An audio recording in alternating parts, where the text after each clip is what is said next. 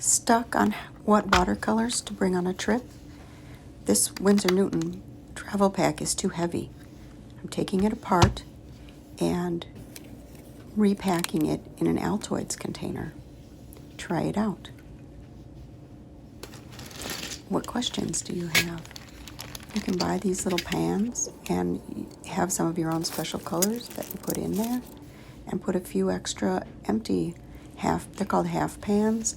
You can put a few extra empty ones in there to use as little mixing trays on the go. Happy travels!